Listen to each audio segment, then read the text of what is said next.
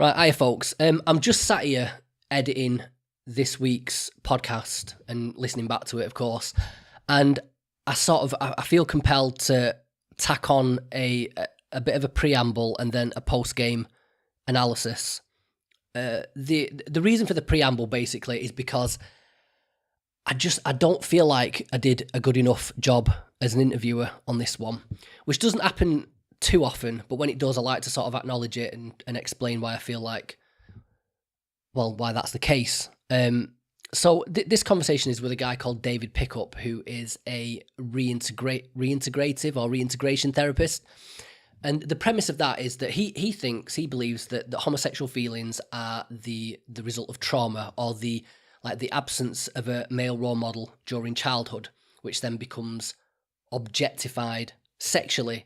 And results in that objectification results in homosexual feelings or tendencies, and that with the administration of the right kind of therapy, with this kind of therapy, you can heal the trauma, reconcile those feelings of objectified sexuality, and then eliminate the homosexual tendencies. So this conversation, it takes the form of a debate more than an interview, really, I'd say. And the reason that I feel like I didn't do a very good job isn't because I didn't win the debate or whatever. You know, that's up to you guys to decide who made the more solid argument. I just don't think. So it's basically a nature versus nurture argument. So I'm arguing in favour of nature. David argues in favour of nurture, or trauma more specifically. And I just don't feel like I did the nature side of the argument justice. And you know, and just to be clear, right, I haven't got a dog in this fight.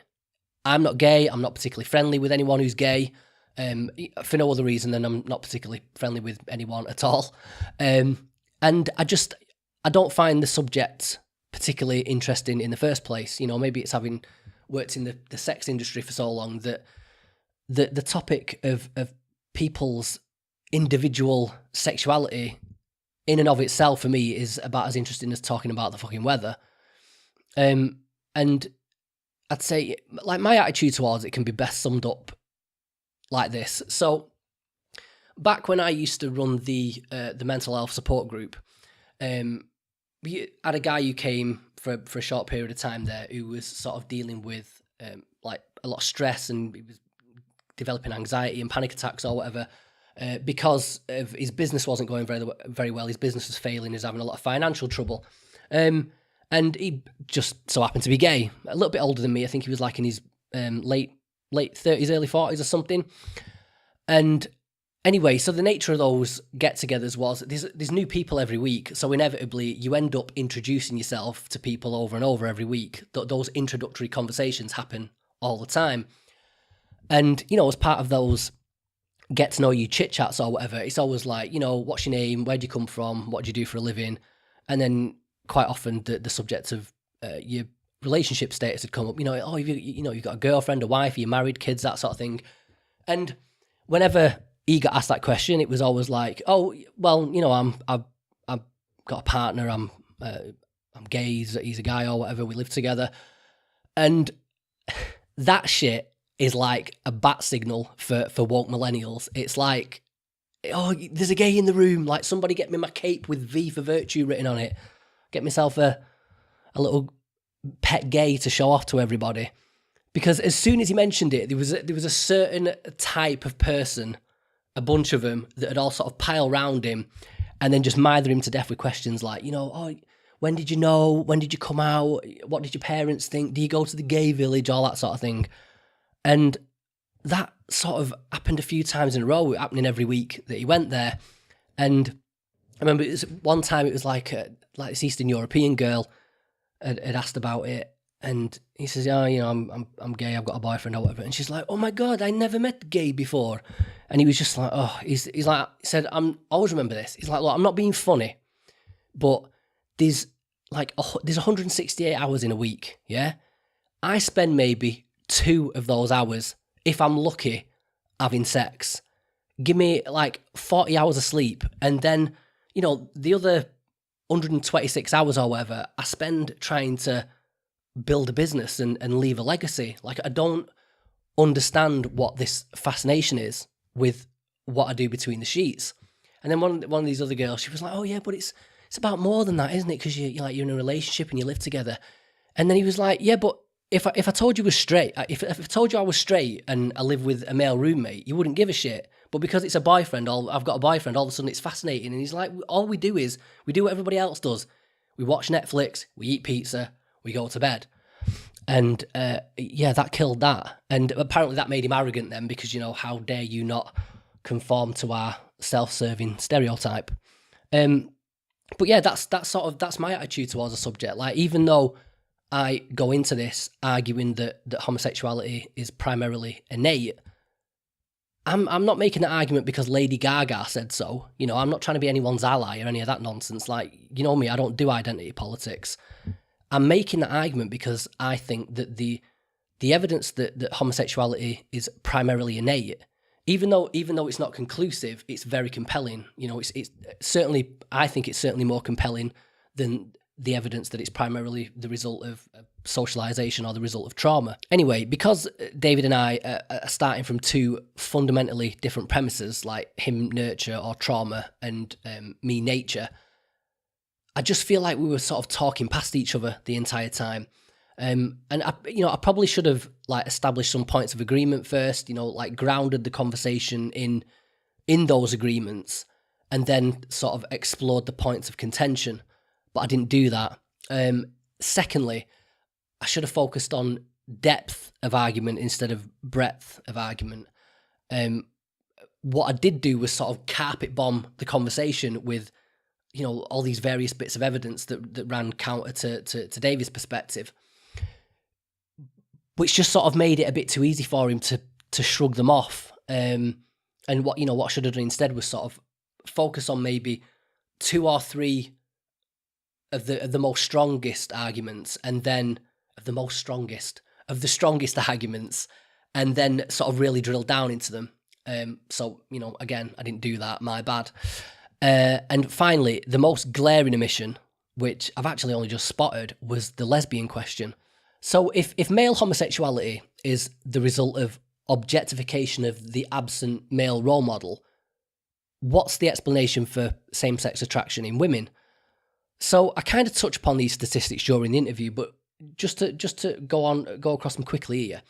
So according to US Census data, single mothers make up about 82% of single parent families. So, by definition, 18% of single parent families are single fathers.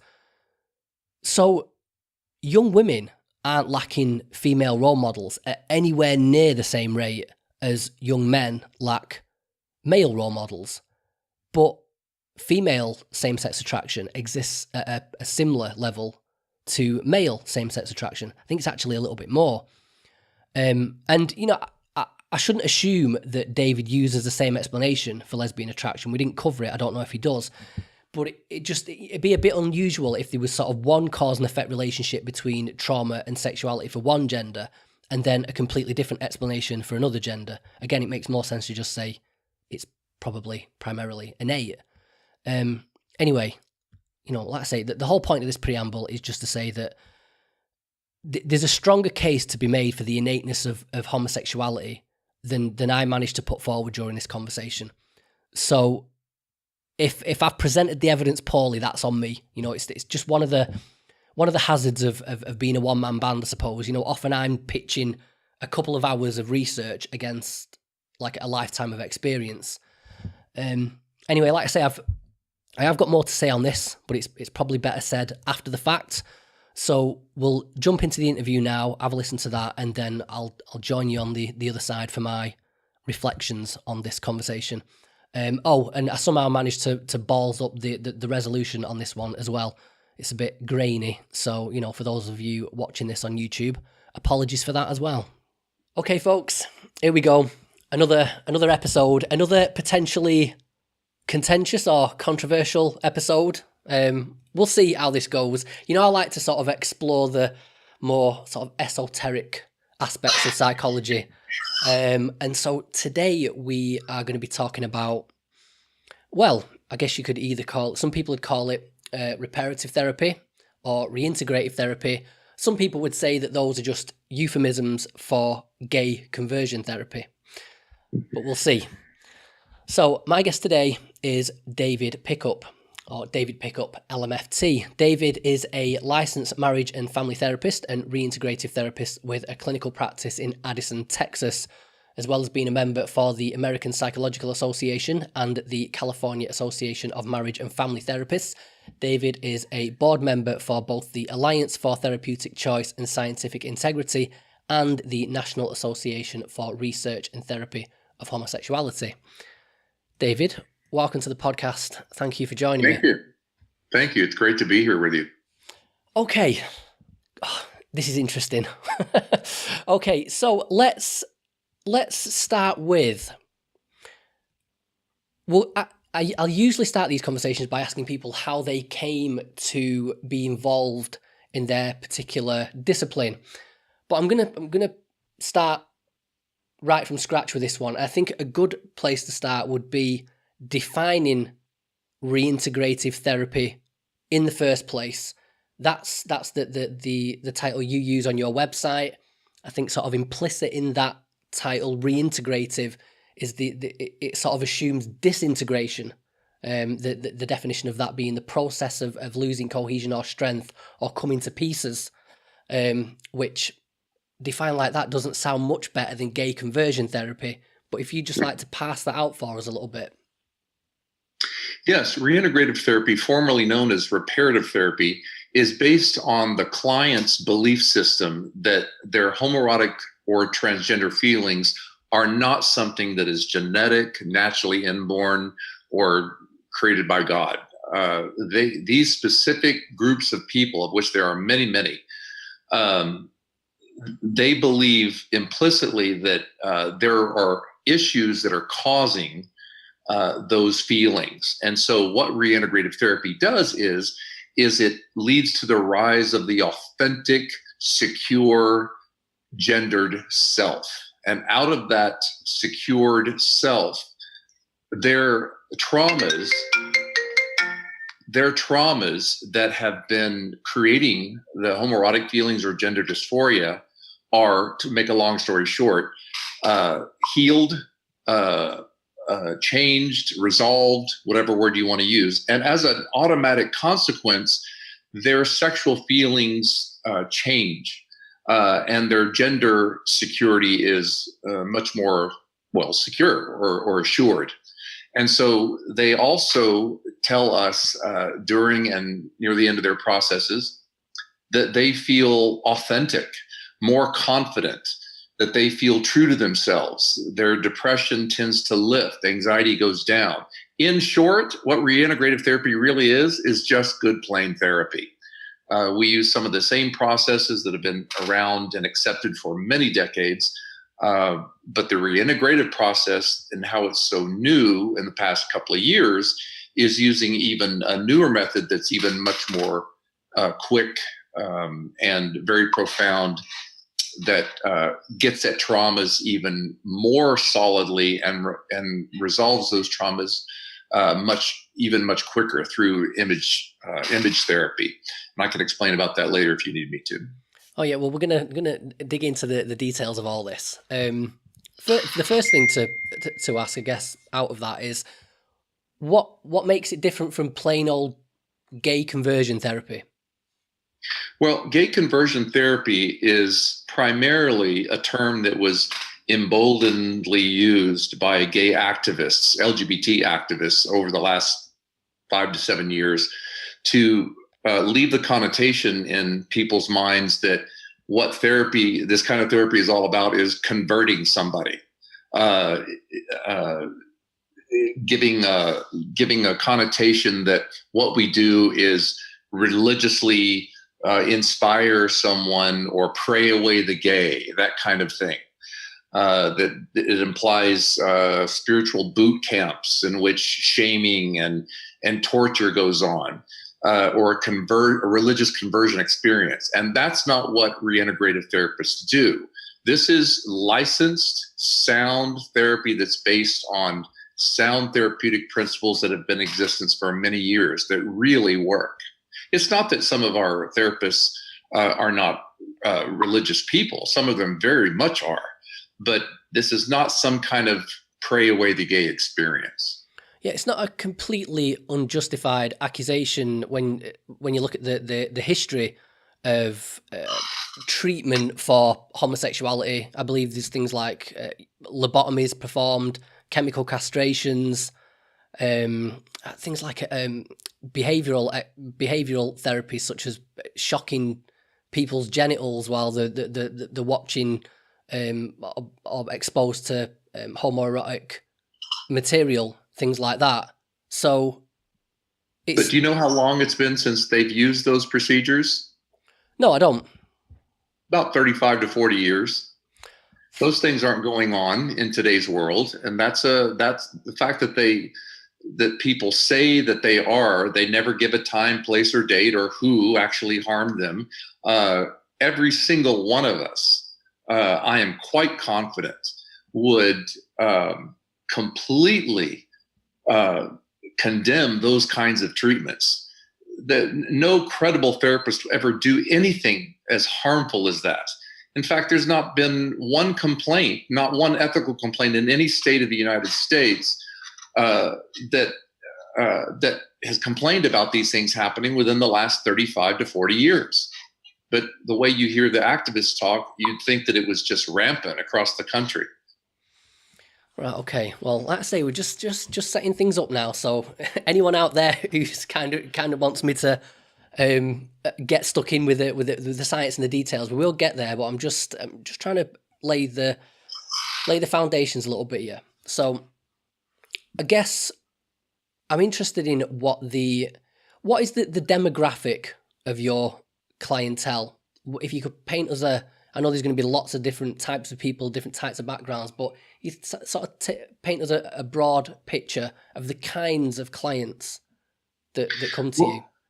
Well, the demographic is broad. Anyone from 15 to sometime in their 60s comes to therapy. However, in the last 7 years or so, I have found, and my colleagues seem to have found as well, at least with some of my colleagues, that the demographic tends to be from 15 to 30 that come to therapy nowadays, which I'm glad, because the work is frankly more doable when younger people come to therapy.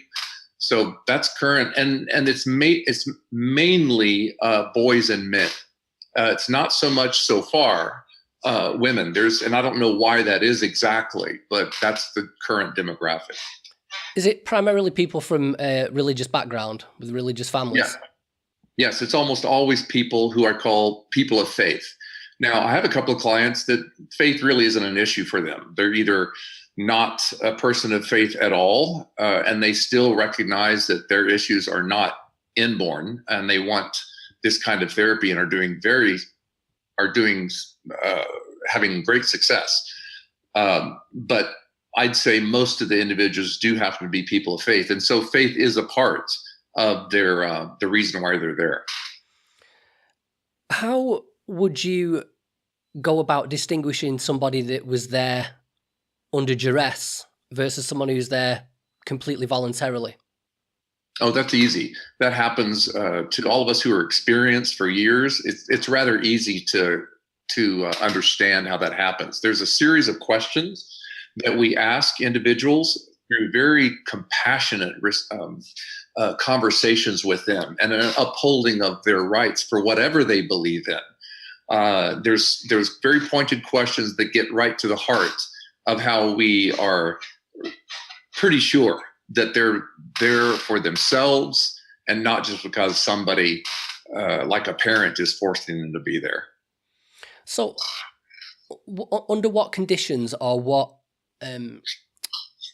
kind of warning signs would come up that you would turn somebody away? Well, it's happened several times before, so I'm well versed on this. If a client really doesn't want to be there, there will be a sense of not being authentic in their emotional affect, their emotional presentation. They will want me to do all the talking, usually, or close to that. They will say they don't know why they're there. And then sometimes I'll ask them the pointed questions, which say in various ways, why do you want to be here? I don't qualify any questions. I ask them straight out why they want to be there. And for those that say, well, my parents wanted me to be here, that's usually a red flag that we get into a conversation about. I also ask them what they believe. That I'm not here to coerce them. I ask them what they believe about gender and sexuality, if they have a formed belief on those things yet. So with all those questions, and there's probably a few more that I'm not thinking of right now, it's rather easy to find out what's really motivating them. Well, just on that latter point there, where you say you ask people about what their beliefs about sexuality are, what answers might a person give where you say, okay, you know, this is something that we can try and help you with, versus this probably isn't the right thing for you? Well, the first one that you mentioned, first scenario first, they will always tell me that they believe and or can sense within themselves that their homoerotic feelings are actually about other emotional issues. Then we'll talk about some traumas that may have happened to them that helps them confirm that belief. For people of faith, they usually tell me that they don't believe because their faith informs them that God created them to be gay. They don't believe at all that there's a gay gene, which is true. Science has never proven inborn causality. Even the most liberal and largest psychological associations in the world freely admit on their websites they don't know exactly what causes homosexuality, and they know there's no gay gene, and that other things haven't been proven, like epigenetics or hormonal influences. So all those, if need be, all those questions are asked, and those clients respond very affirmatively, very sometimes passionately, sometimes always very authentically. A good therapist can tell the difference in almost all the cases after a period of time, who's really emotionally authentic and who's not. Now, the other case is they usually respond pretty quickly that, yeah, I want to be gay and my parents don't accept me. Or they say things like, I've been gay since I was 5 years of age. And so those are all statements that tell me that most likely they believe they were born that way and that they really don't have any interest in changing anyway. And so I would carry out that line of evaluation with them to find out what they really believe in. And I confirm it through several questions several times, either case. So what's brought you to the conclusion that when somebody presents to you with these feelings of homosexuality, attraction to same sex, and they don't feel comfortable with it, and they feel that it's not in line with their value system, that you feel that then it's the homosexuality, those feelings themselves are what need to be addressed, and not the person's attitude towards those feelings, and maybe to the wider socioeconomic, family, community standards that are more than likely influencing those feelings in the first place.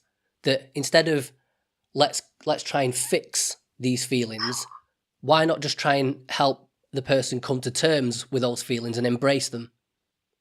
Two reasons.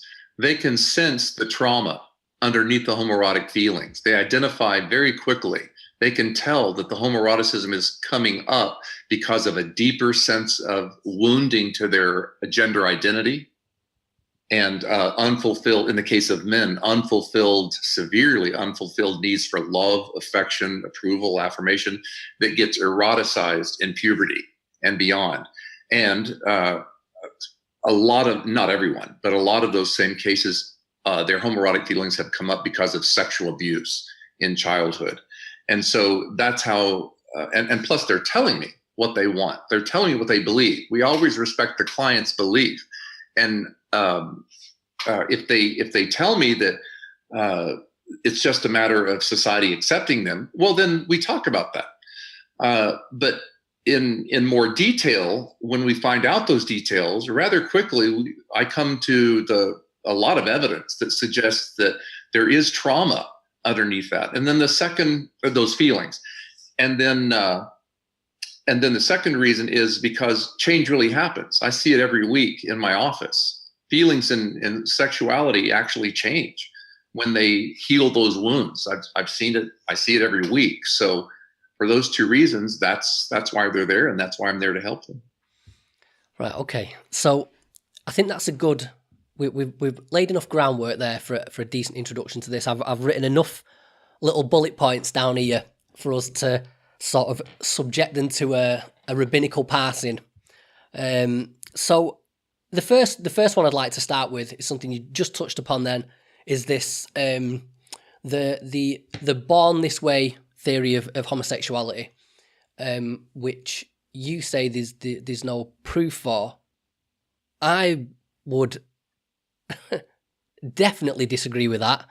I seem to have a ton of evidence here that so I'm either happy to pass that over to you to expand on, or would you like me to expand on my perspective and the evidence that I've managed to gather together in less than an hour, and then you push back against that?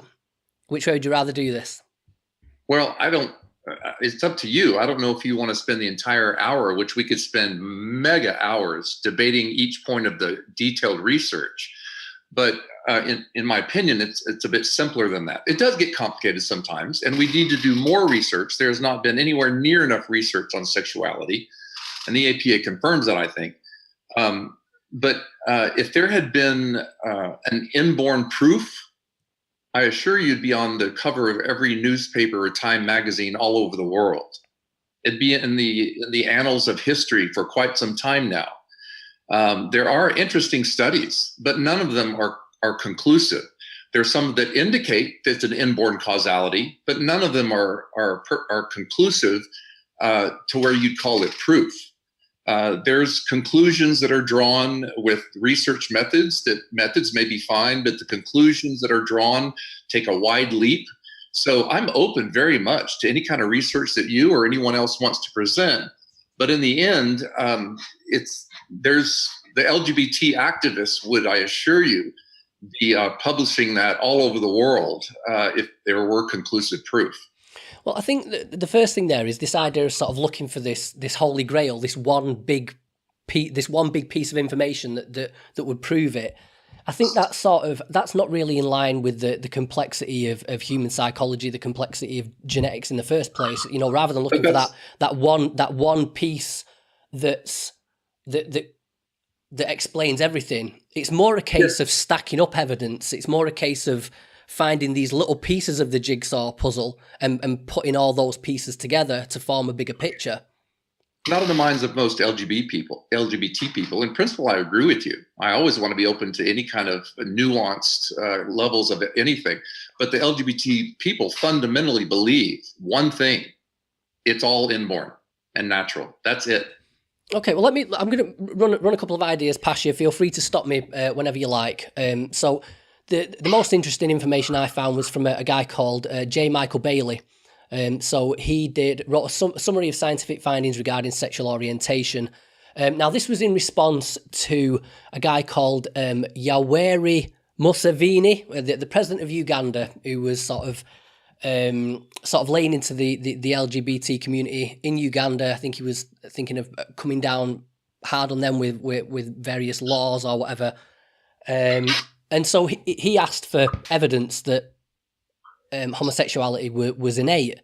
And so this summary review that J. Michael Bailey submitted, there's so much in it, and I will put it in the show notes for people to go through. I mean, it's like a smorgasbord of evidence and interesting aspects of this. But the main ones were, so he identified that it's a cross-cultural phenomenon. So, quoting him there, that the limited evidence we have about the prevalence of non-heterosexuality across cultures and time suggests that homosexual orientation does not increase in frequency with social tolerance, although its expression in behaviour and open identification may do so. So regardless of the where people grow up, the religions, the social expectations, homosexuality appears everywhere. It's just the only fluctuation is whether people express or feel able to express that. How does he know that? Through research. That's a broad principle. How does he know that? How does he prove that? Well, I mean, you know, like I say, I'm happy to submit the study in the show notes. The amount of sources cited in the paper is immense. Second one, childhood differences before the development of sexuality. So children who will become homosexual often differ in noticeable ways from those who will become heterosexual. These differences often emerge long before the children clearly have anything like a sexual orientation.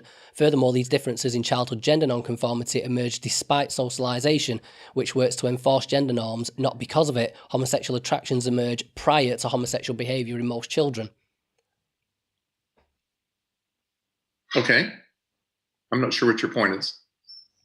Well, the idea is that though the traits are inherent before homosexual behavior emerges, before children have any idea of these of feelings of sexuality. Yeah, it's a very good point. One that should be fully considered, but also should be fully considered that homosexuality is not about homosexuality. It's about deep sense of disattachment from primary, in the case of men, male role models. In other words, a severe injury to the male security that one develops from boyhood, early boyhood after one is born. There's a severe inferiority complex through either unmet needs or actual shaming to the self, the male self, that's underneath all homosexual feelings that I've ever seen. Even though I have an open mind, I keep an open mind just in case I'm wrong. And so severe inferiority and severely unmet needs for love, affection, approval, affirmation, that happens from the time people are born. So that study that you're saying, that's an interesting study, like I was saying before, but it's certainly not proof of causation. Okay, let me run this other one past you. So this is courtesy of somebody called Jesse Singal in a blog or a magazine called The Cut. So this was part of this same study, but this is their summary of it. I'm paraphrasing. I mean, this is compelling. So between 1960 and 2000, many doctors in the United States believed that males who were either born with malformed penises or lost their penises in surgical accidents would be happier being socially and surgically reassigned female. So they were raised as girls, wearing female clothes and engaging in female activities. Of 7 such cases written up in the literature, they found that 6 of the unfortunate subjects came to eventually identify as heterosexual males at the time they were followed up. The 7th, although still identified as a female, said she was predominantly into women. From a sexual perspective, if socialization were a significant part of the sexuality equation, the odds that none of these natal males would grow up to be attracted primarily to men are just about nil, statistically speaking. So this is quoting the study's author. These results comprise the most valuable currently available data concerning the broad nature versus nurture questions for sexual orientation. They show how difficult it is to derail the development of male sexual orientation by psychosocial means. If one cannot reliably make a male human become attracted to other males by cutting off his penis in infancy and rearing him as a girl, then what other psychosocial intervention could plausibly have that effect? That's compelling. Not to me. What's wrong with that? Well, it doesn't take into any account in how people develop their sense of sexuality. Whether they have a penis, they still in their minds have a penis or are supposed to have a penis. How one feels and identifies with their core identity of gender goes a lot further than a penis being cut off there or not. It's inherent and so for that study to just jump to conclusions that, well, their views must be true, doesn't take into account any of the psychosocial development or defensive detachment that creates these emotional issues from early childhood. In other words, the relationships between father and son and daughter and mother we always find trauma. And so this study doesn't take into account any of that. It just assumes, like I was saying before, it may be a valid study in terms of methodology, but the conclusions it makes is rather, in my opinion, myopic.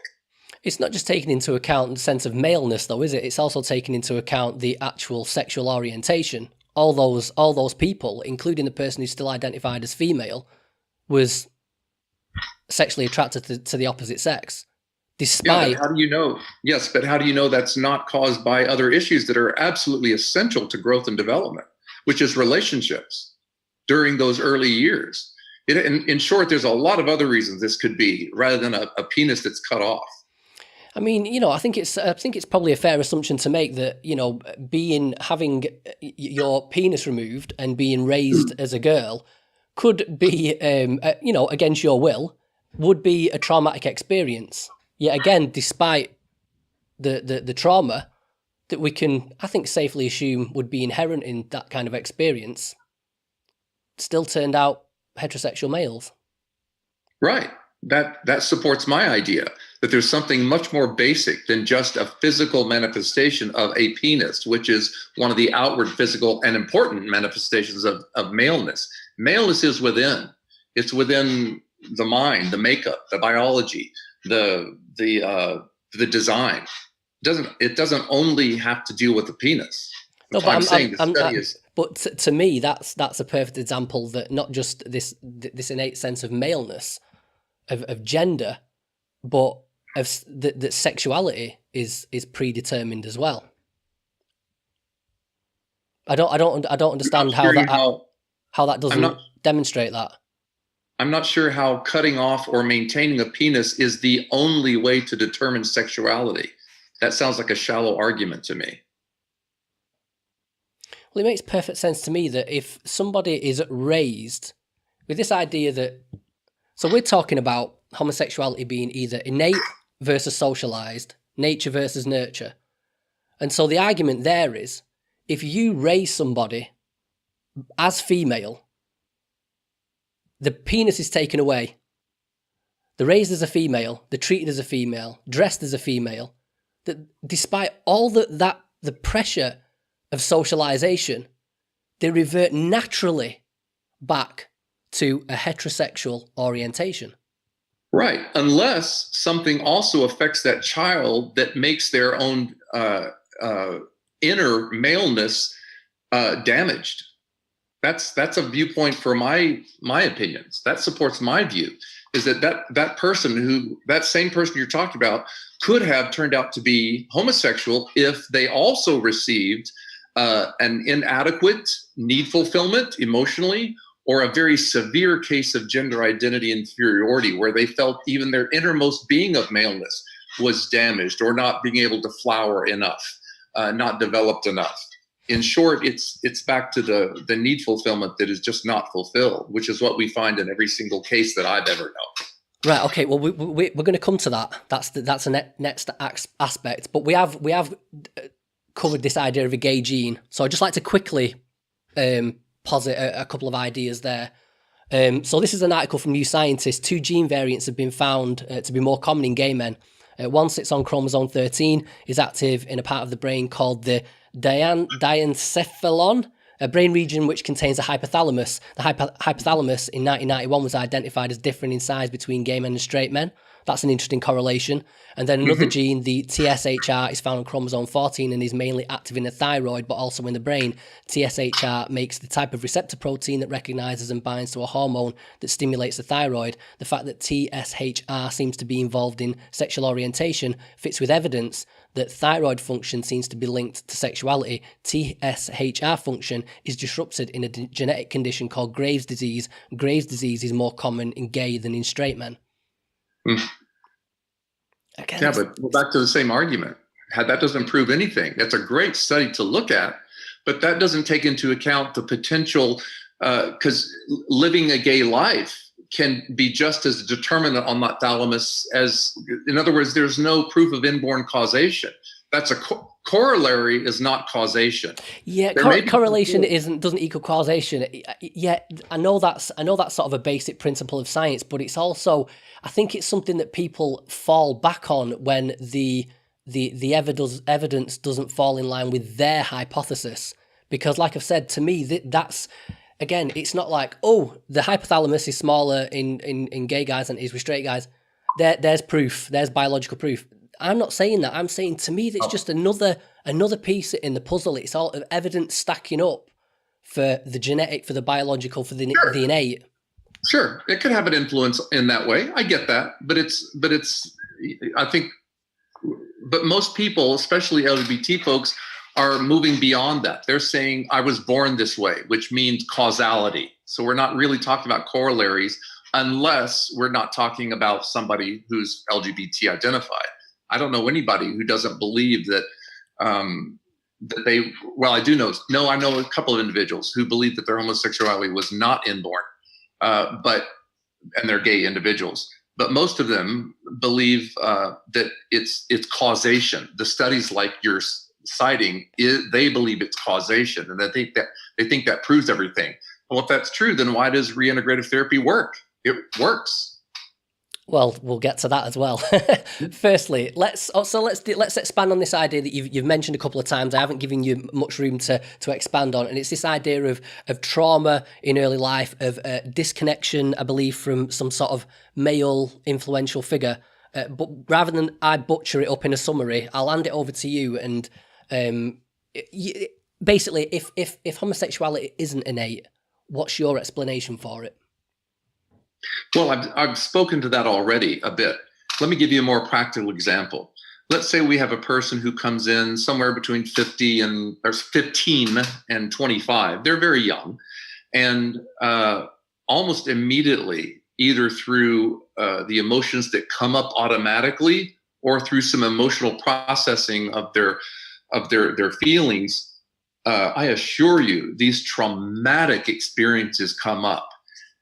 Anybody who saw one of these sessions would probably shed a tear when they saw the grief and anger and feelings of complete inadequacy, as in the case of men, as a boy or as a man, being bullied, being injured in their male identities.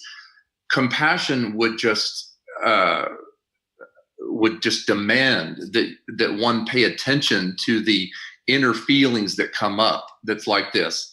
And so they always can remember many years or a few incidences of very deep trauma that has injured them, usually through father experiences or neglect of father experiences, or through male peer overt experiences, that kind of thing, and an emotionally enmeshed kind of creepy feelings about their mothers being so tied to them emotionally.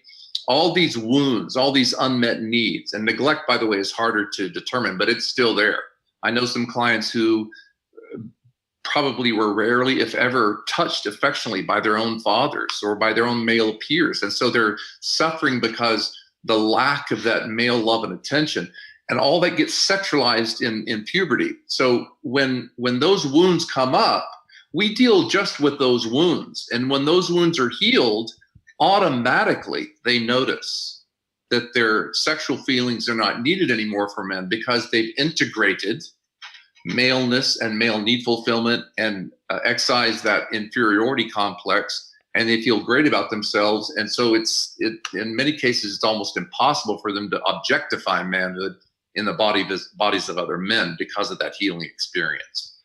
Okay, that's a little bit more what it's like in their experience. Yeah, well, the first thing there, David, is to sort of throw your own argument back at you and say, well, correlation doesn't equal causation. A lot of people have had trauma, but they don't go on to become homosexual, bisexual, anything like that. So how are we making that connection that it's that is the cause of homosexuality? That it's not just coincidental?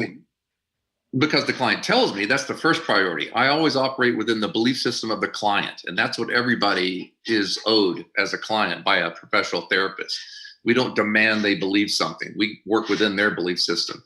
And the other thing is because their feelings change. I know we've hit some kind of causation when their feelings change.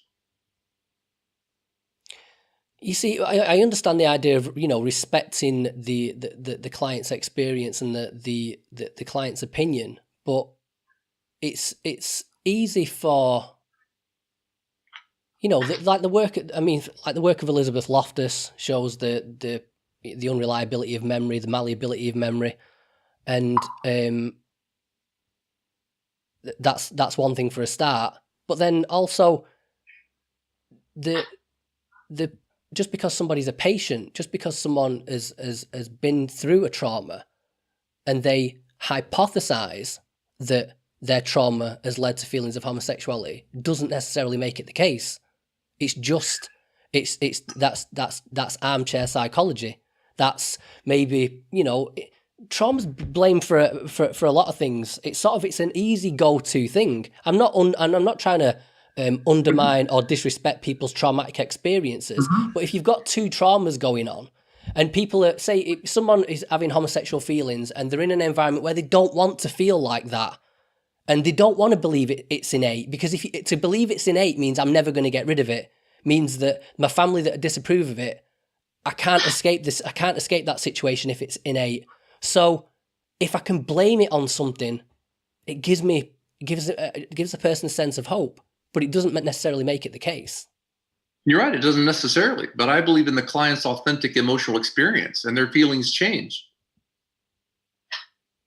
If it was inborn, there's nothing they could experience that would ever change their sexuality or naturally dissolve or reduce their homosexual feelings. But it happens every day in my office almost, because these processes are so effective. So, okay, well, we'll get to that. This will be our next thing. But before we do get onto that, the other thing I wanted to cover is some of the language you use in talking about this. So saying about these early emotional traumas and experiences becoming sexualized, this idea of an inferiority complex, the objectification of men, maleness. These are sort of very Freudian terms. It seems like Freudian terminology, and the one big problem with Freudian anything is you can attach Freudian ideas to anything. Freud is very malleable. I could graft a Freudian theory onto absolutely any aspect of anything and make it sound plausible. Where is the proof of these ideas? For instance, this idea that trauma becomes objectified in maleness. What's that based on? The evidence is within the client ultimately. Psychology will always be a soft science. It will never, until we can put human beings in test tubes, basically, it'll never be an exact science or a hard science, as we call it, like we call biology or especially mathematics. So there's always room for open minds and room for doubts and things like this. So in the end, the person who holds the proof, as in all good psychology, is the client. And if their feelings aren't changing and they believe they're born gay, then bless them on their way. They need to believe what they believe. But clients whose authentic experience tells me that I can tell, that any human being could tell if they were a witness to what happens to them emotionally, to ignore their authentic emotional experiences of change would be tragic. In short, I believe my clients when they express authentic emotions with this trauma. And again, their feelings wouldn't change automatically if we weren't striking the heart and soul of where their issues really lie. That's the essence of any good therapy, regardless of Freud or anyone else. If we're hitting the correct spot, which the client determines, we'll know it because they'll feel lighter, happier, more authentic, problem-free, or getting to that area. And those are certainly the things that happen in this therapy. Okay, I think you've sort of talked around the point though there. Again, I'm wondering how this coming to this conclusion of I say there's many aspects that you've covered there, but just this one aspect of this idea of the objectification of maleness, how trauma becomes objectified and then works its way into expressions of homosexuality. No, if you could, maybe I didn't express myself clearly enough. It's not the trauma that becomes objectified; it's maleness that becomes objectified because of the trauma. the male identity and the marvelous feeling, the joy of boyhood or manhood, that it's an inherent, wonderful experience that's supposed to happen within a male, doesn't happen.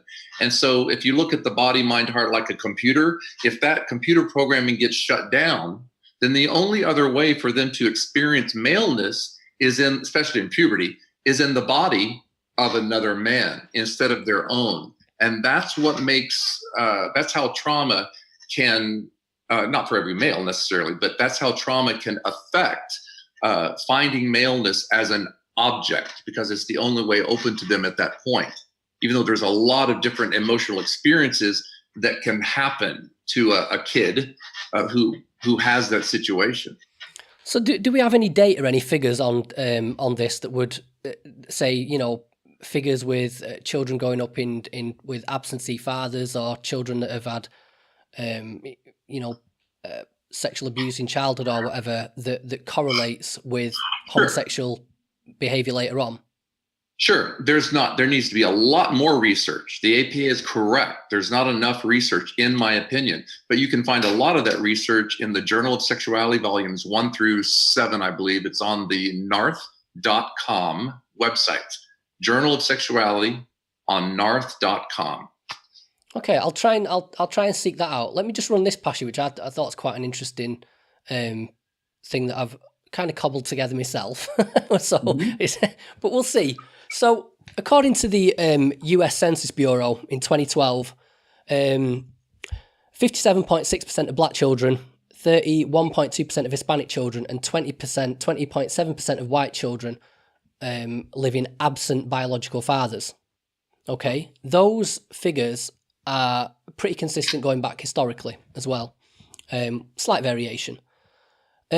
So, largest single study on the distribution of the lesbian, gay, bisexual and transgender population in the US on record was a Gallup poll. More than 120,000 Americans were asked if they personally identified as lesbian, gay, bisexual or transgender. Now, interestingly, African Americans and other racial and ethnic minorities are more likely than white Americans to identify as LGBT. 4.6 for African Americans, 4% for Hispanics, 4.3 for Asians, and amongst the white population it was 3.2. What's interesting there, though, is the discrepancy between whites and blacks with absentee fathers is 37%, but the discrepancy between blacks and whites who identify as LGBT is just 1.4%. Okay, so blacks almost 3 times more likely to grow up fatherless, but only 1.4 times more likely to identify as LGBT. Based on your idea of these problematic relationships, missing maleness, fatherliness in youth, surely there would be some sort of correlation there between absentee fathers and the prevalence of homosexuality among these particular demographics. But it doesn't show that at all. But it doesn't show that. Could be. We probably need more research on that. I don't know. I don't have the answer to that. But if that was the main cause of homosexuality, was this missing the male experience, needing maleness not being there, and then later on trying to somehow replace that, there'd be a direct correlation, and there's nothing of the sort there. Yes, but again, with all due respect, that's a rather myopic viewpoint. That in no way proves anything. Corollary, possibly, sure. But there's so many other factors that could enter into that.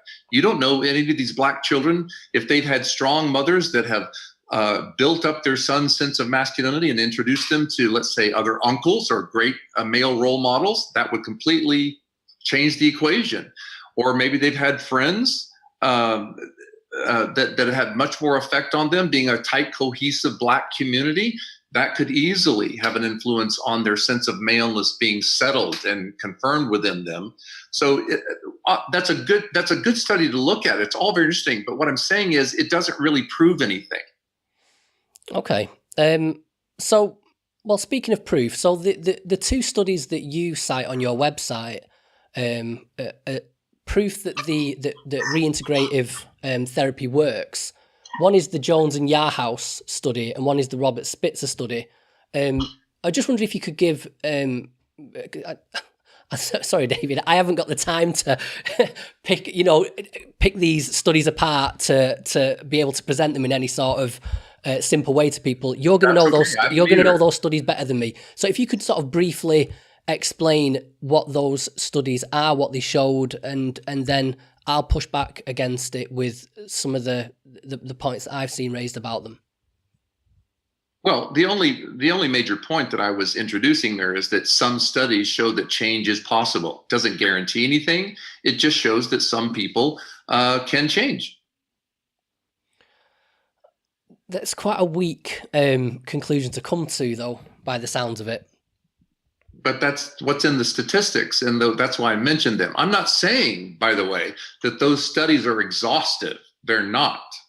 There needs to be a lot more research. I'm saying that at least it raises the definite possibility and confirms with my clients' experiences in the office that I talked about before, that change is possible. Okay. So for some men, maybe not. For some men, it doesn't happen regardless of the reason. But there's many factors that are corollaries. But the main point is that men sometimes do experience change in their sexuality. And my additional point also, in terms of rights, is they have a right to that kind of therapy that truly works for them and works well for them. You see, well, I mean, looking at this Jones and Yarhouse study, I mean, there's a lot of figures to sort of crunch here, but essentially, what it boils down to here is that only 23% of those who completed 6 to 7 years in the study were categorized as having converted. 23%. But those people only amounted to 14% of those who began the study in the first place. So 14% of people in that study considered themselves successfully treated. And then that's still based on self-report. Okay, so what? Can't we be happy that those guys are realizing their authentic selves? If the other people can't or didn't want to change, okay, they find happiness in their own ways and whatever they believe about sexuality. The point is, some men do change. Some men do, but like here, I mean, the class chastity as success. I'm not sure that counts. 30% of people success through chastity. That's a good point. That's a very good point. And then, like I say, if you were presented with a therapy that said, 14% of people only 14% of people will this prove successful for, it's pretty dire. Because I never do that. I don't think any credible therapist would present that, because it's not about 40% of people. It's only about one person alone, the person sitting in front of you. It's not cookie cutter therapy. It's respecting deeply what the emotional beliefs and situations are with the individual client. Okay, but I'm just pointing out, David, that this is a study that you've cited on your website as the science shows that this therapy is successful. The other one, the Robert Spitzer study, I mean, a load of different problems with the actual methodology of that study. So it's based on what people remembered feeling years before, which is often a fuzzy record. It included some ex-gay advocates who were politically active. It did not test any particular therapy. Only half of the participants engaged with a therapist at all, while others worked with pastoral counsellors or an independent Bible study. They're methodological issues. But then later on, Robert Spitzer, he went on to apologise for this study. He said that the critics of his work were largely correct. He said it was his only professional regret, and that he said that he owed the gay community an apology.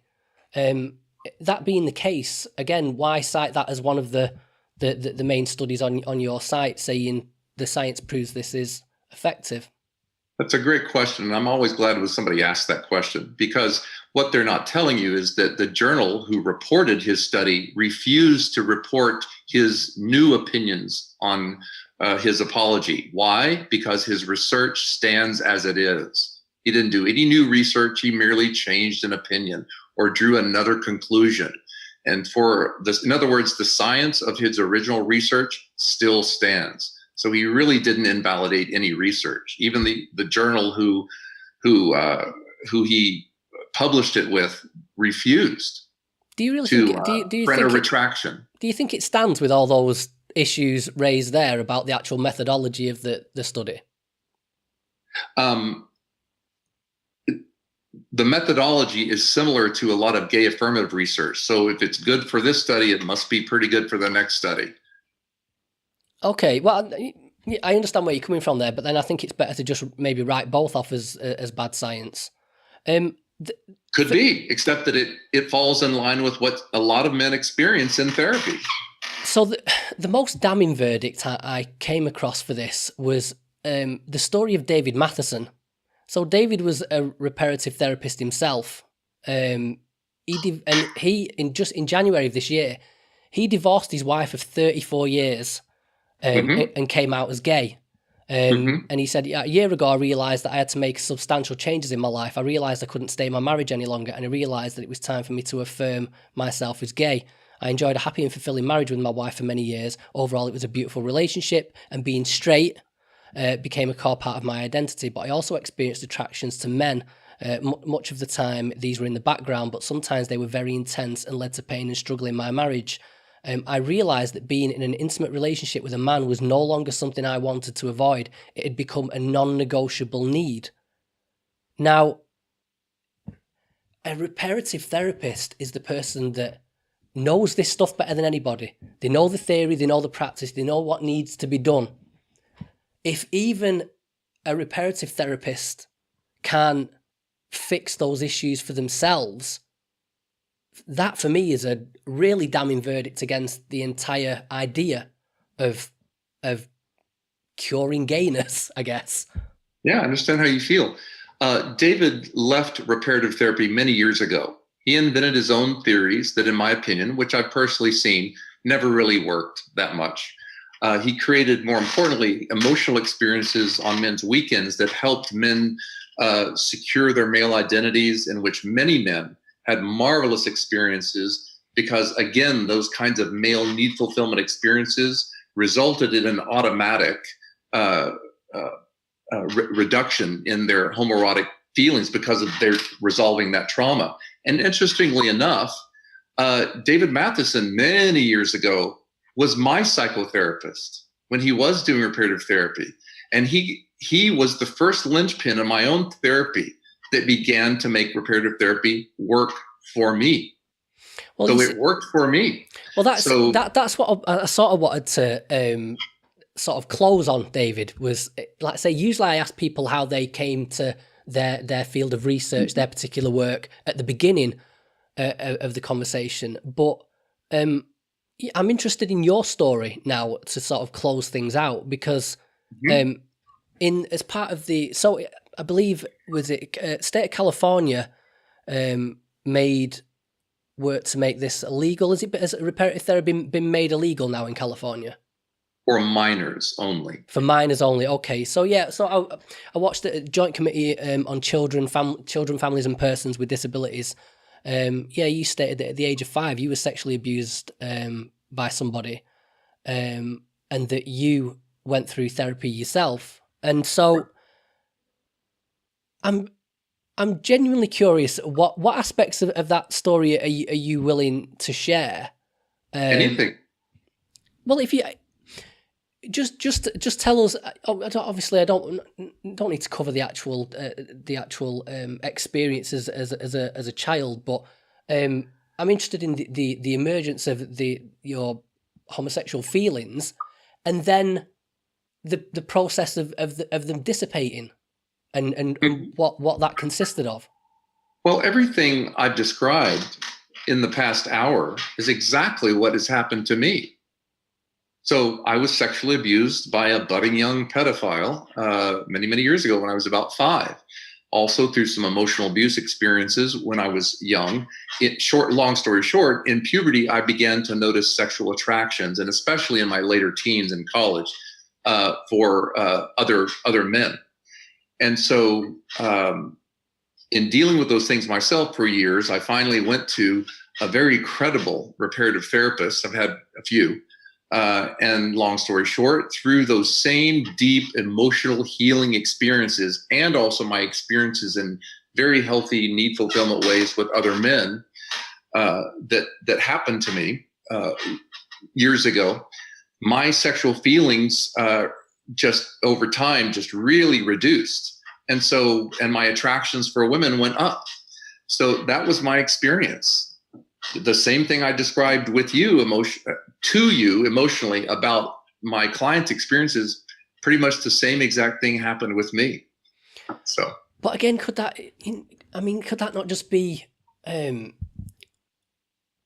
coincidence? No, it couldn't be. I think it's a common experience for teenagers to be confused and to experiment. And I won't want to name anybody, but I know a couple of people that started off interested and sort of fooling around with guys and went on to be exclusively interested in women. And I'd be able to put that down. I'd put that down as just part of the normal experiences of growing up and experimenting with your sexuality. It could be, but that's not an argument for inborn causation. That's an argument for developmental causation. Also, we're not talking about those people. We're talking about me. We talk about individuals and the worth of a single human being. I'm telling you what my authentic experiences were. And if people want to ignore my emotional experience, that's fine. They can ignore that. But to do that is to ignore the possibility that I am true to my own feelings and am presenting authentically, even now, what my actual real life experience was. People need to know that these experiences are very true and very valid. They can be very real for many people. And that's why I do what I do. Okay, well, I think, in closing, David, I've got to say, I'm not convinced. I'm not convinced by it. I think that the ideas underpinning it, like I say, just sound a bit too sort of Freudian for me. I think any actual success that might be going on here is, it's more likely for people that are maybe bisexual and maybe not as into guys as they are into girls. It's an easy transition to make. Like the point before about sort of being celibate and abstinence. That's something that can be practiced by everybody. You can. Sure, but I'm not talking about that. I'm talking about authentic change. Would you believe a gay person that says they really believe that they were born gay, and would you celebrate that with them? Would you believe in their authentic feelings? Would I believe in their authentic feelings about whether? It sounds like you would. That's why I'm asking that. But maybe I'm wrong. Maybe you wouldn't necessarily believe them. I can't see that homosexuality and sexuality as exists on the spectrum as it does. I can't see that as being anything other than inborn. And I think it takes. So the answer is yes. You would believe their experience. So why not believe my experience? It depends what aspects of the experience we're talking about. I've told you for the whole hour what my experience has been. It's been what my personal experience is and my client's experience. But that's it. You see you either believe what people tell you, whether they're gay, straight, or in between. You either believe them or not. It's not really our jobs to hold this issue within our own selves. It's always what a person believes themselves. It's always about the rights of the individual. And that's exactly what every therapist, even if they're a gay affirmed therapist or a reparative therapist, they should always go toward what the client tells them. Because that's the only way you can be certain.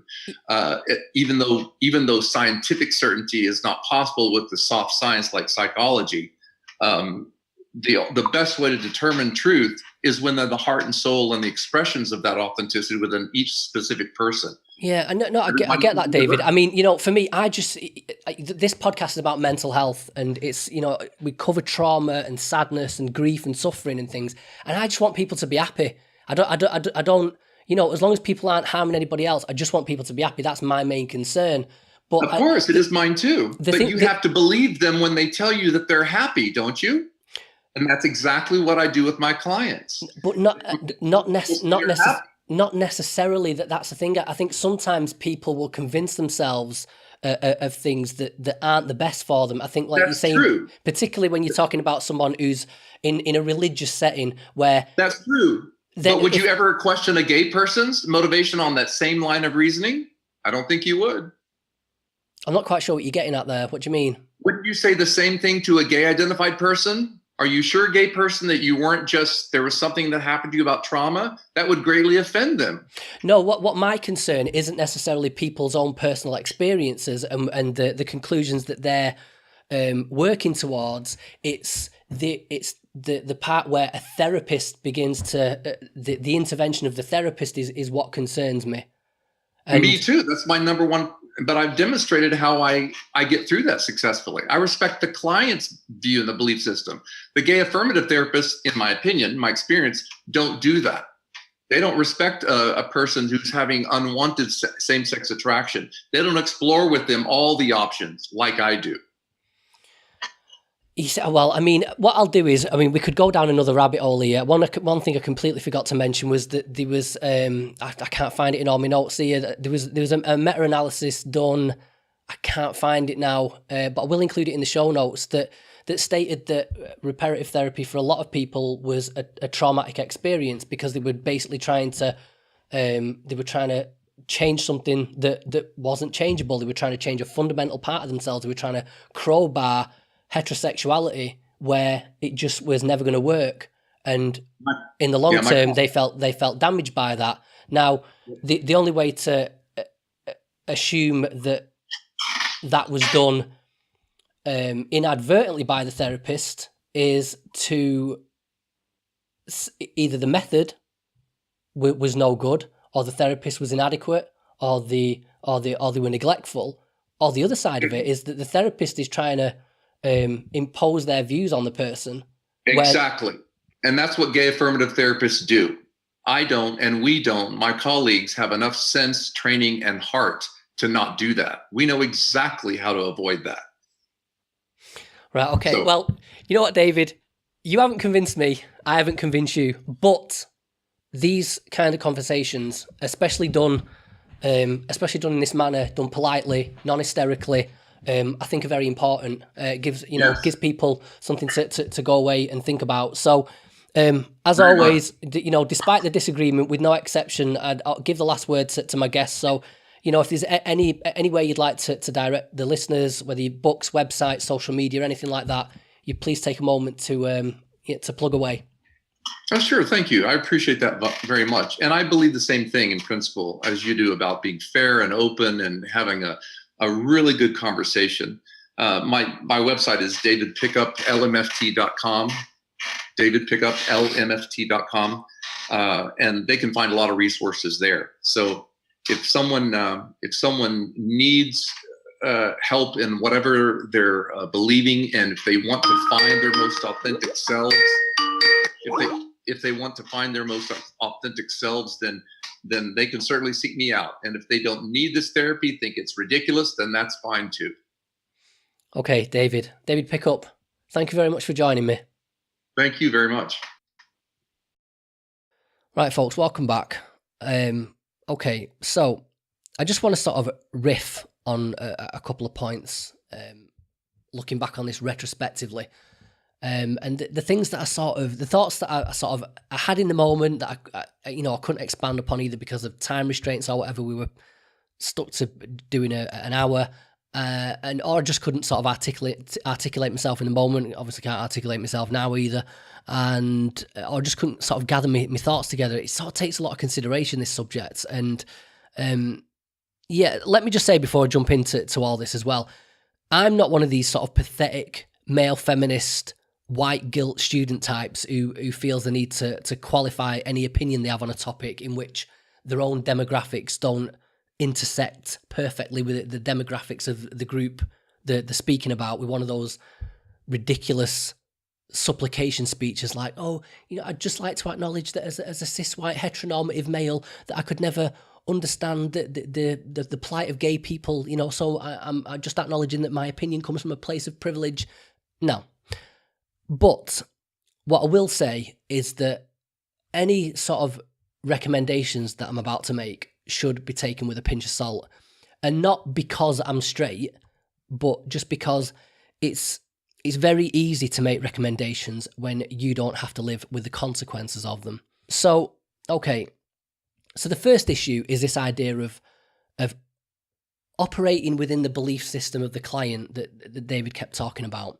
So, coming to the conclusion that it's trauma that caused these unwanted sexual attractions, and B, the client saying that even though I have homosexual feelings, I'm not gay. So it might be a bit of a provocative stance to take, but I'm not willing to grant that just because the client says that trauma was the catalyst for their homosexual tendencies, that we have to believe them, or that they're affirming that necessarily makes it the case.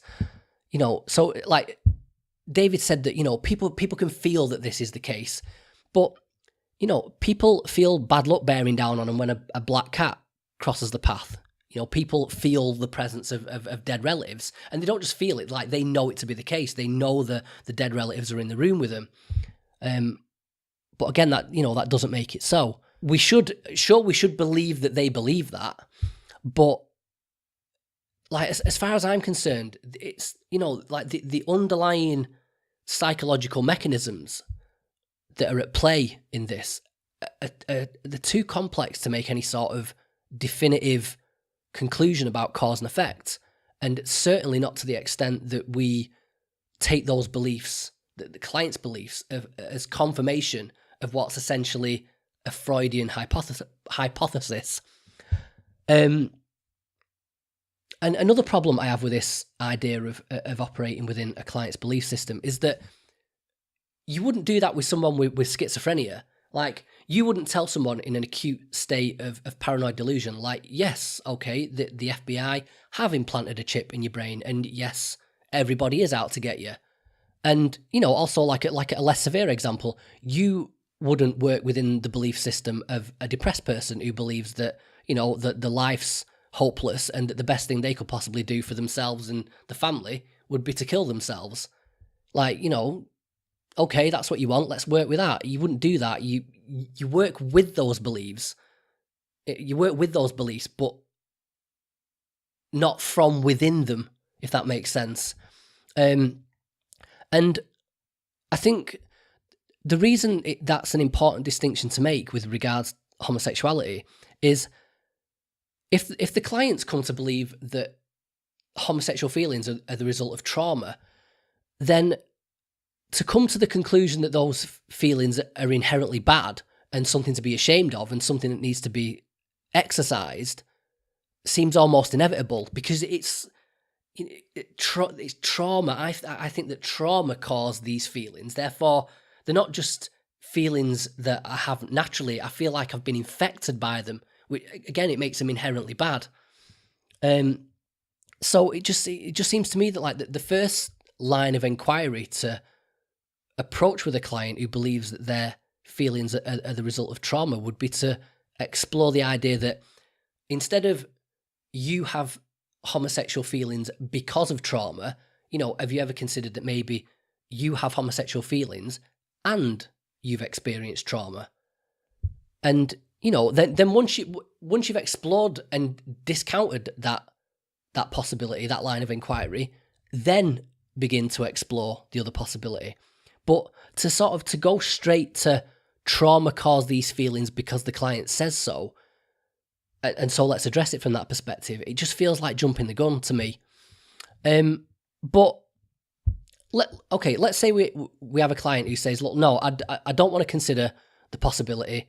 I don't want to consider that possibility. I know that this is the result of trauma. If you want to believe that trauma caused your homosexual feelings, fine. Like I'm willing to go there with you. But what I'm not willing to do is pretend like addressing trauma eradicates homosexual tendencies. Mainly because I've seen no evidence of it apart from third-party testimony with arguably a rather large conflict of interest. So here's what I think is going on with this. Where these therapies find success, I don't think it's anything to do with resolving trauma. I'm not saying that past trauma, especially sexual trauma, doesn't have any sort of impact on sexual development. No doubt it does.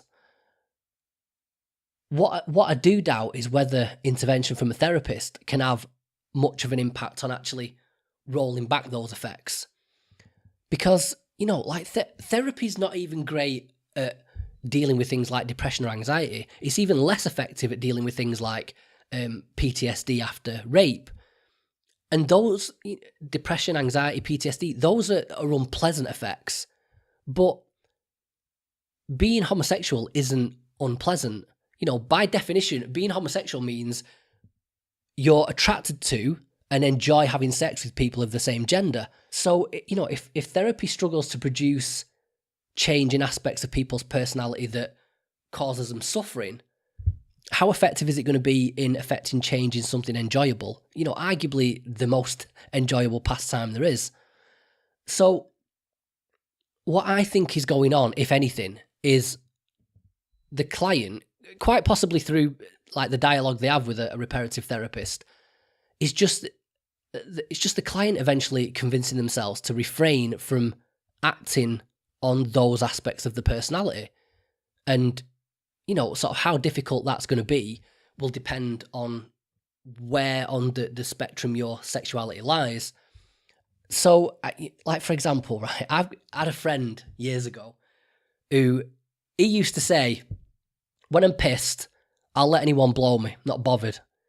And we was like, what, even a guy? And he was like, not bothered, anyone. When I'm drunk, not when I'm sober, but when I'm drunk, I'll let anyone blow me. I don't give a shit, not bothered. And so you could say, if he was going to sort of quantify his sexuality, you could say maybe, with the addition of the prerequisite that he's drunk, he's maybe 2% into guys and then 98% into women. So, let's say he goes through with something like that, and then, the morning after he wakes up and he regrets it and he feels bad about it and whatever. Because it's such a fringe aspect of his sexuality, it's not difficult to imagine him being able to refrain from that behaviour in future, And I mean, let's even imagine that it's something that he craves rather than it's something that just that he just allows to happen when he's drunk. Let's say he actively craves this experience. Again, it's still easy to imagine him mustering up the will to deny himself that experience. Especially if there's some sort of leverage there. If you imagine he's, let's say he gets married, he has kids or whatever. Next time he's pissed and sort of finds himself being eyed up by some little twink, it's not worth throwing your family away for a drunken blowjob. So don't engage, done. Like I say, it's easy to imagine exercising that level of restraint. And you could apply that to sort of any aspect of sexuality. Let's up the ante a bit and imagine, let's imagine 20% of you is into guys. That still seems like a manageable level of restraint to exercise, because I think you could sort of liken that to, any of us that have a bit of a kink that we like to indulge in every now and again. Say you like to go a bit 50 Shades every once in a while, like who's your daddy bitch and all that sort of thing.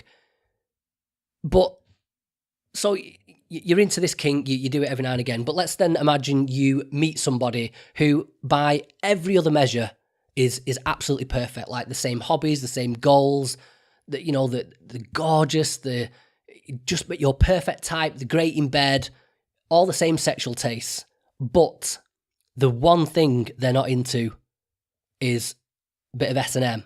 It's just not their thing. They're not interested in trying it, never going to do it, not happening. Is it worth throwing that away for the sake of donning some leather chaps and a pair of nipple clamps once a month?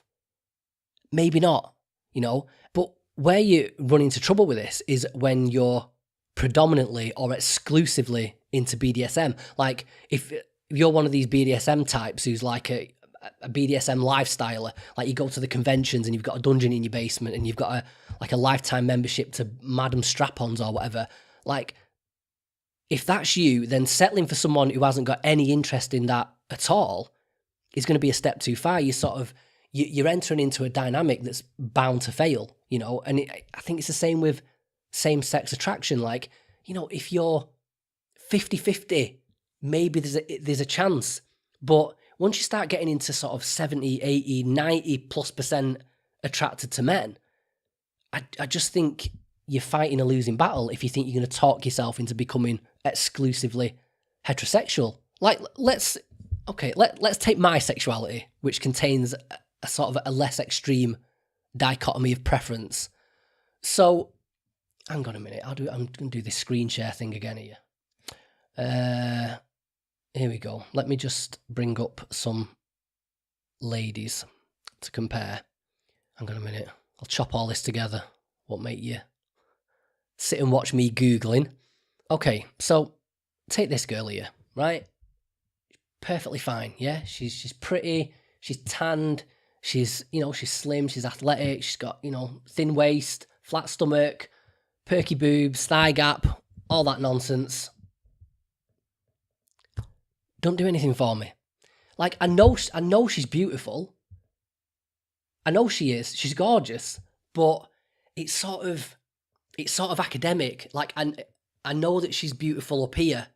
It's all up here. It's theoretical. Like, I know she's attractive. I know loads of people would find her attractive. I find her attractive, but it's just, it doesn't stir anything in me.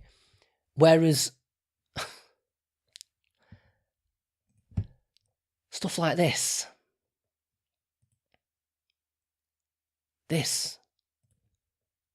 curvy girls, that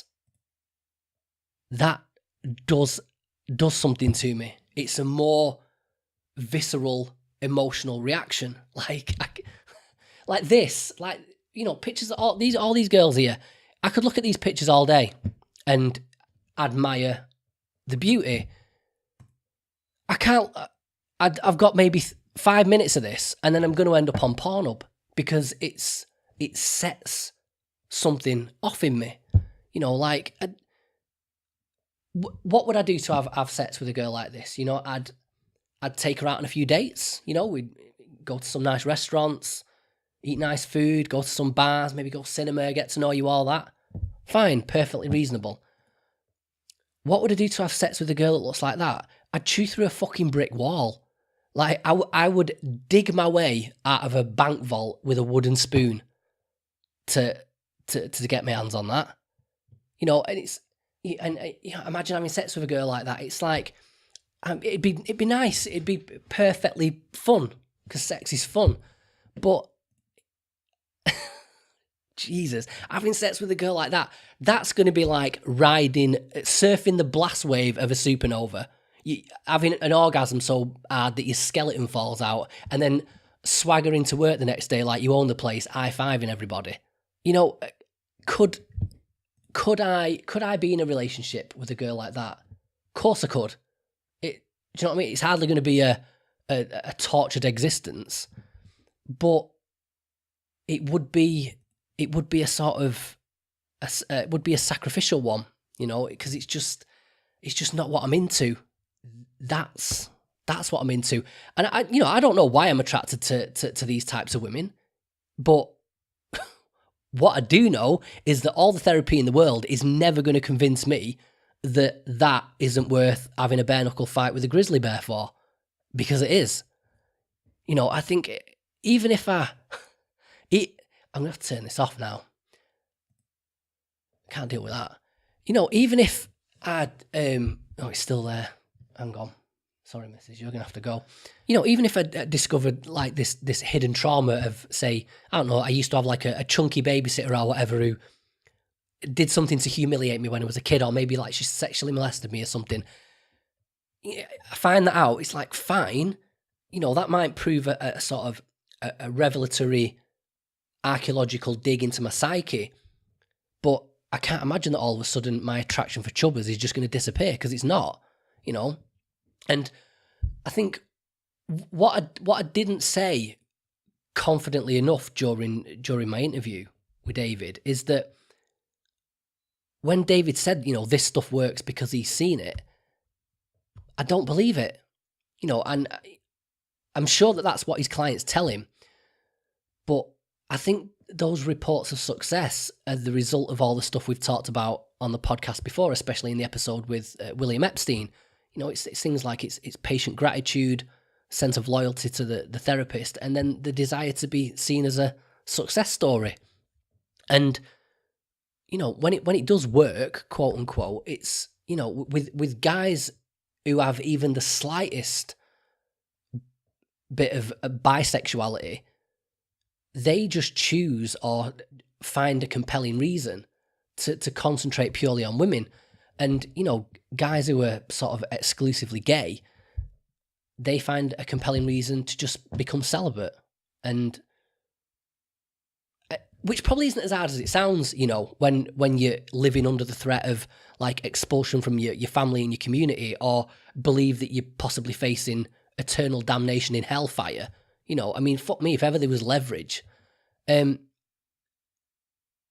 I don't buy for 1 second that a guy can go mincing into therapy like Liberace and then swagger out 10 sessions later like Jason Statham foaming at the mouth for pussy. If you can go back to or just revert to having sex with just women, you were probably never gay in the first place. You're bisexual. And I mean, you know, even though David dismissed it, I think the story of David Matheson that we discussed, that the reparative therapist who came out as gay back in January, he's a perfect example that if it isn't innate, even if it isn't innate, and, you know, let's imagine it is purely nurture, you can't just talk your way out of homosexual feelings, you know. And so let me just bring up one of his quotes here again, his letter on Facebook.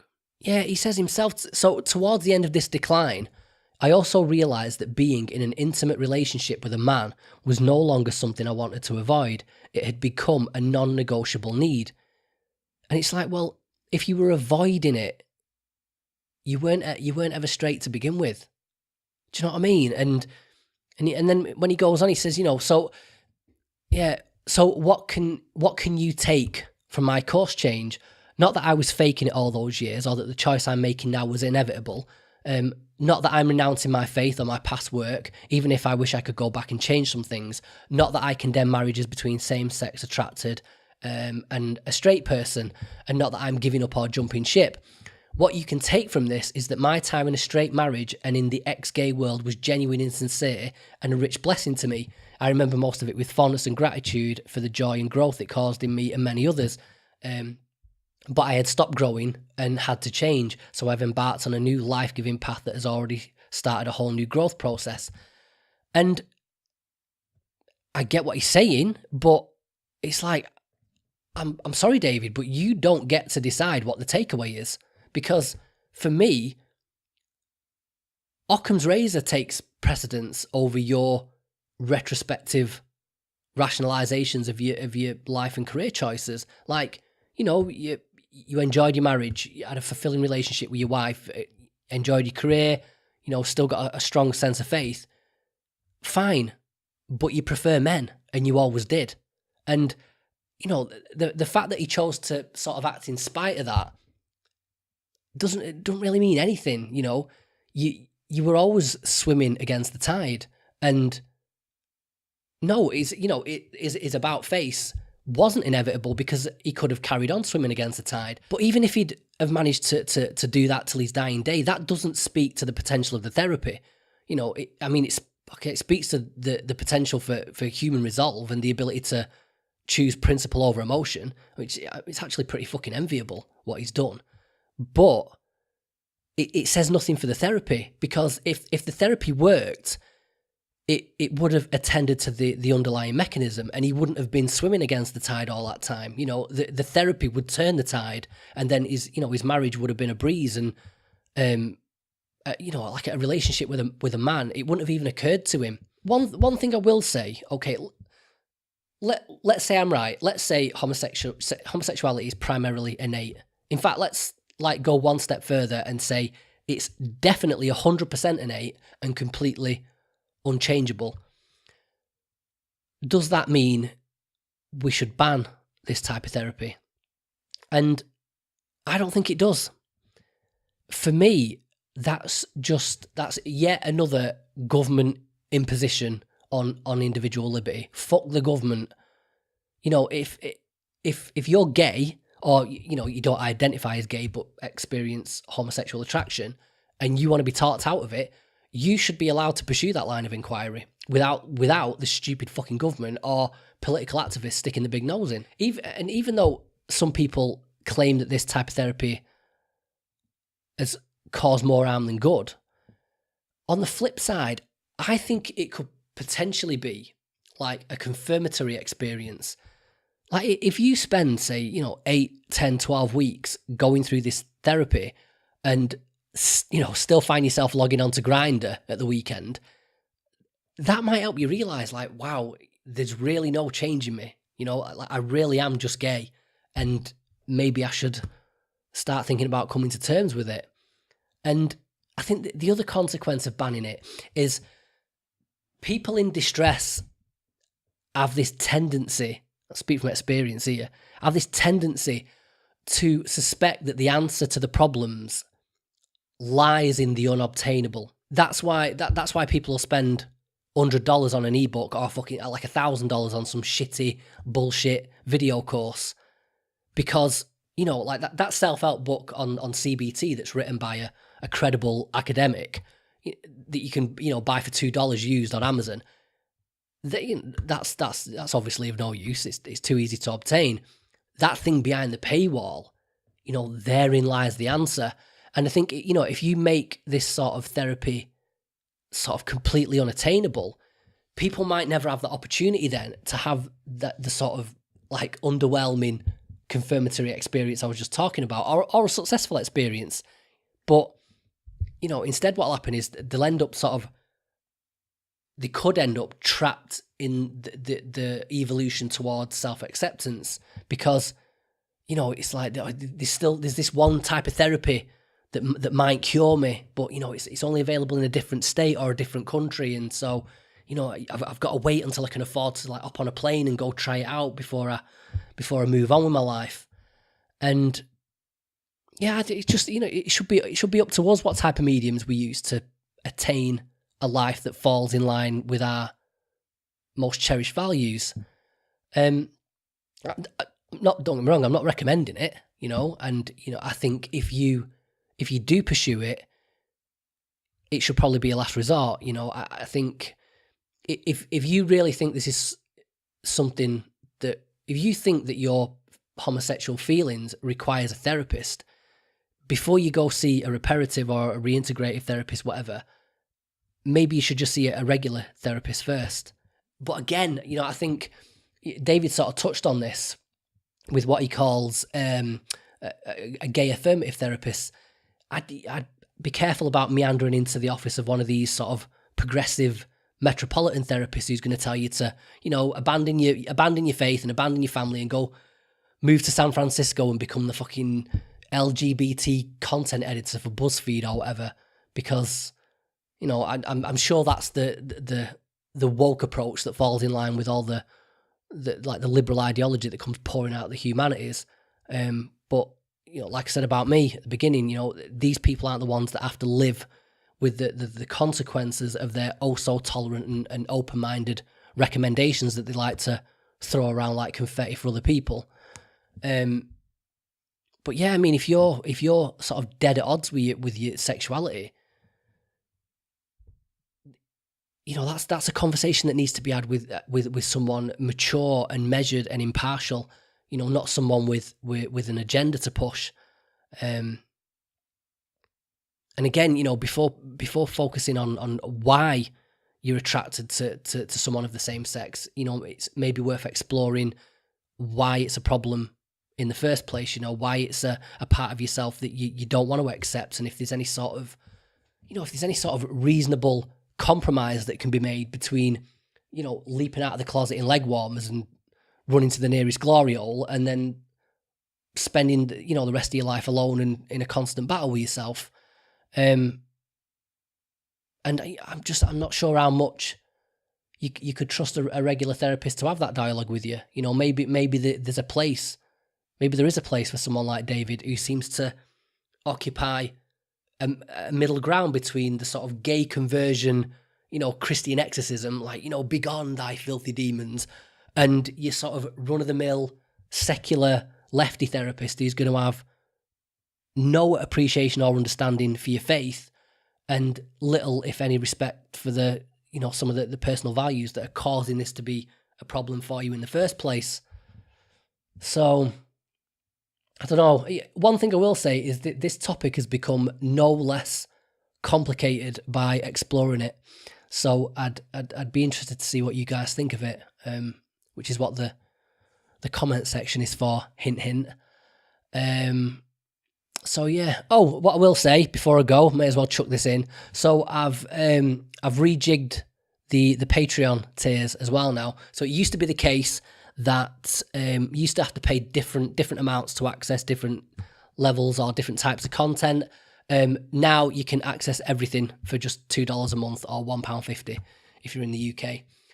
I have got another like $5 tier if you're so inclined, but that's like a bragging rights tier. It doesn't actually include any extra content. So that all the extra content is available at the $2 tier level, and there's about like 7 or 8 hours of it now. So like all the quick fire questions, all the Ask Me Anything episodes, and some other bollocks. So do pay that a visit. Patreon.com/Mowe, MOWE, patreon.com/MOWE. And I've had enough. See you next time.